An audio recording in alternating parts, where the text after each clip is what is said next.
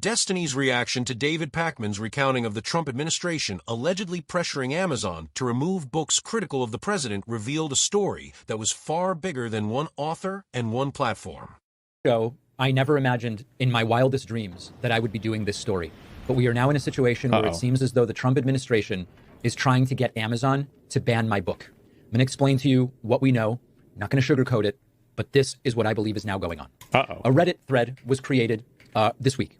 The Reddit thread is called Trump Admin Trying to Remove Books from Online Marketplace. The person who posted this is a regular poster in the Amazon AWS subreddit and seems to have deep knowledge of Amazon cloud hosting, very much indicative that they are indeed an employee of Amazon. In the post, they write, "This is insane. I work for a very large cloud services provider. We have a lot of government clients. Another side of our company sells books online. You have 100% heard of them." So, of course, it appears that they're referring to Amazon. The individual seems to work at Amazon AWS. Continues. "Today, my boss got this email that one of our largest government clients is going to cancel their contract if we don't remove these books that are critical of Trump. This is nuts. We have nothing to do with the book side of the business. And even if we did, this is censorship. I can't believe this is happening. My boss is pulling his hair out over this. Who knows what to do?" Let's take a look at the email. The email seems to say book removal request. We just see the OK in book removal request. "Please be advised, we were recently contacted by Redacted regarding renewal of their contract. Redacted maintains that they will not move forward with contract renewal unless the following books are removed. Blank informed blank that we have no input on that side. I don't even know who we would contact about this. The books requested for removal. And as you can see at the bottom, the echo machine. How right-wing extremism created a post-truth America. David Packman. It has the correct ISBNs. You will also notice that our friend Brian Tyler Cohen's book is on the list, Heather Cox Richardson's book, Brian Stelter, Mary Trump, etc. We did some digging. Wait, so it's a contractor that works with Amazon, or who would even be able to request this type of removal? And made contact with a couple of Amazon AWS employees who said, essentially, no comment. I'm not touching this. This is radioactive. We were able to make contact with someone who did acknowledge knowing a little more, and they said that this has been sort of brought up the flagpole and that legal as well as higher ranked folks at Amazon are now evaluating this. I'm almost speechless. We sort of started to think months ago, this is an administration that might start to touch things that we're doing. We're sort of big enough and they seem petty enough that they might touch what we're doing. Now, could this be an extraordinarily elaborate hoax where the person making these claims has been posting for months with expertise about Amazon AWS in order to do this exact thing this week? It's theoretically possible. It seems extraordinarily unlikely. So now the questions are the following. Number one, which Trump government agency is doing this? Number two, how is Amazon going to respond? Number three, would others follow suit if Amazon were... Oh. They said a government contractor. Actually, this is 1 trillion % believable.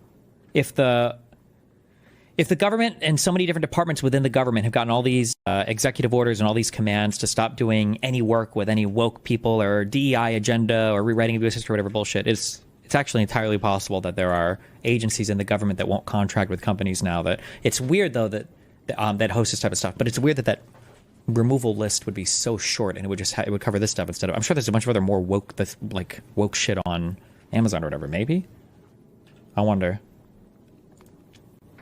To delist my book, which, by the way, we've already had preliminary conversations with lawyers. This may very well be a violation of the First Amendment in the sense that it would be government imposing limitations on the speech of others in exchange for government contracts. This is potentially, by far, the biggest scandal that has even tangentially touched this show. And it wouldn't be that tangential. It would be pretty head on. Would this be censorship? Of course. Would this go against their stated claims about how they value free speech? Of course it would. What can we do? I don't yet know. We're talking to publisher, lawyers, etc. Could there be a significant expense coming to try to keep the book listed on Amazon? I have no idea. I don't even think I would have any say in this. This seems to be between, as shocking as this is, the book now seems to have been pressed between Trump government agencies and one of the biggest companies in the world, Amazon, as to whether they would consider delisting this book in exchange for maintaining government contracts with the Trump administration. I just don't even know. How did we end up in this position? I mean, partially we know. It's because of who was elected. So what are the immediate things that we can do? First of all the free stuff that you can do to just show support for the book and the show, and to put us in the best position to, if the hammer comes and if Amazon delists, to be able to make as much noise as possible. Please do those things. Make sure you're subscribed to the YouTube channel. It costs nothing. Make sure that you are on our Substack and buy newsletter. Gary's By book. the way, if any of our other platforms get shut down, the only way I will be able to reach you would be Substack. It's the only place where we own our data. We would have no way of reaching our YouTube subscribers if we get shut down there or on any other platform. Subscribe to the audio podcast. Rate the audio podcast on Spotify and Apple. All these things are completely free. Now, if you can buy the book, and this is crazy that I'm saying this, in this case, it might actually make the most sense to buy the book on Amazon, because that's the platform that is being pressured to delist the book. Anywhere you can buy the book is great. Maybe in this particular case, buying the book on Amazon is one of the better protections to make the book as strong as possible. Certainly make sure you have reviewed the book if you have the book. And then at the end of the day, I don't know if we have a big legal thing coming. I don't know what the trajectory is of this. We're just starting to talk to lawyers. But if you can get a membership on my website at joinpackman.com, that would go a long way to making us as robust as possible. You can use the coupon code NOTAGAIN. It saves you about 50%. I hope by tomorrow to have more information about this. Some of the questions that I would love to ask people in the audience, and you can contact us confidentially, info@davidpackman.com. Number one, does the image that we put up comport with the internal Amazon AWS communications platform? We've sort of anecdotally been told it seems consistent, but I would love something direct and someone more willing to say it directly. We will keep your name completely out of it. That's question number one. Number two, can anyone at any level at Amazon independently corroborate that this specific discussion is taking place? And do you know anything about where that stands right now? Any information anyone has, we would really appreciate, because we are this is uncharted territory. We have never been targeted in this way. And it is a reminder that when months ago I said, lawyers are starting to warn me, there are ways in which this administration could start to touch progressive independent media. Brian Tyler Cohen's book is on the list. My book is on the list. We are in uncharted territory. So if you have any information you can provide, please get in touch. info@davidpackman.com. Let's go. Make sure you're subscribed on YouTube. Make sure you're on the Substack newsletter. Anything you can do is so appreciated, because we're really up against it right now. As soon as I have more information about this, I will come to you with it. Okay. Thank you. It was a moment that encapsulated the dangerous intersection between state power, corporate interests, and the vulnerability of independent media. What Packman described was not just censorship, but an experiment in how political influence could be exerted over one of the world's largest corporations to silence criticism. For Destiny, the stakes were clear. If true, this episode would be a defining case study in how fragile free expression becomes when authoritarian impulses meet corporate compliance. Packman explained that an anonymous Amazon Web Services employee had shared internal communications suggesting that government agencies under Trump's administration were pressuring Amazon to remove a list of books critical of the president. Among them was Packman's own work, along with titles by other prominent critics of the administration. The allegation was simple but devastating. Contracts with Amazon's cloud service division would be canceled unless certain books were taken down from Amazon's marketplace. If correct, it would represent one of the most direct attempts by the Trump administration to weaponize federal power against dissenting media. Destiny seized on the gravity of the situation. While much of the Trump era was defined by chaos, scandal, and a constant stream of controversies, this story pointed to something more systemic. The ability of a government to pressure a private corporation into silencing speech would represent a fundamental erosion of constitutional principles. Unlike the usual bombast of Trump's tweets or the spectacle of White House drama, this was quieter and more insidious. It was a negotiation happening in the shadows, hinging on whether one of the largest tech companies in the world would comply with political demands. One of the striking aspects of the story was how plausible it seemed. As Destiny pointed out, Trump's administration had already made hostility toward independent and progressive media a core part of its strategy. From labeling critical coverage as fake news to openly threatening networks like CNN, the groundwork had been laid. Government contractors refusing to work with companies that hosted content critical of Trump did not feel out of character for an administration obsessed with loyalty and control.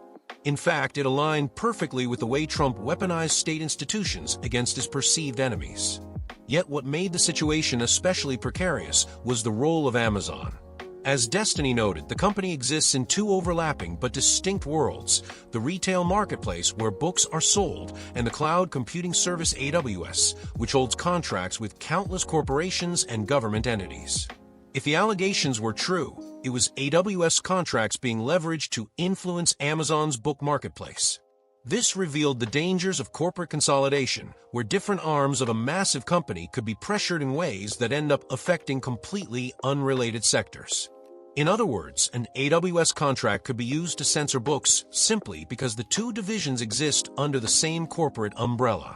Destiny's commentary also highlighted how unusual the removal list appeared. The alleged request targeted a handful of progressive authors, including Packman and other critics of Trump. But if censorship was truly the goal, why stop at such a short list? Amazon hosts an ocean of progressive literature, anti-Trump commentary, and works deeply critical of right-wing politics. Why not demand more sweeping purge? Destiny speculated that the list may have originated not from a comprehensive review, but from specific grievances within Trump's orbit. In other words, the books targeted may have been those most directly noticed or despised by individuals in the administration. This randomness made the situation even more disturbing. Censorship not as a matter of policy, but as a petty retaliation. The legal implications were another focus.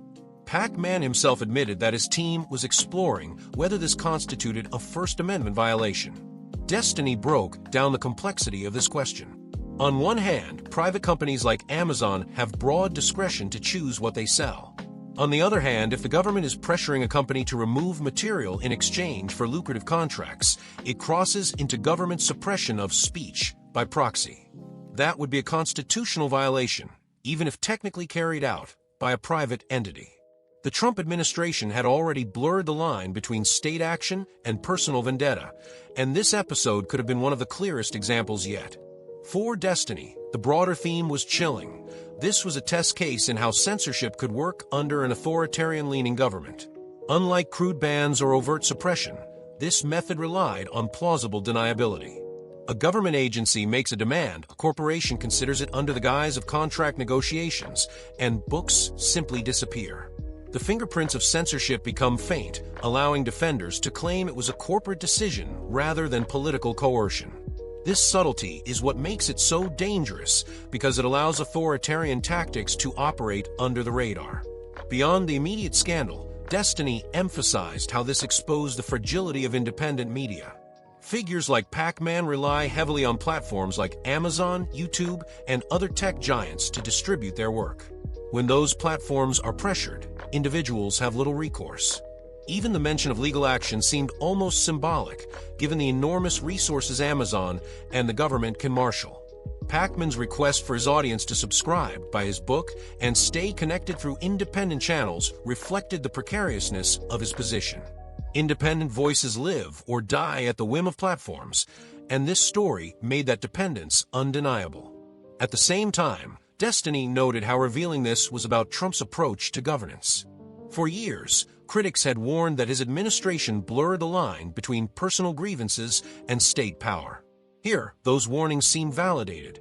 The potential use of federal contracts to suppress books critical of Trump wasn't about national security, economic policy, or any broader public interest.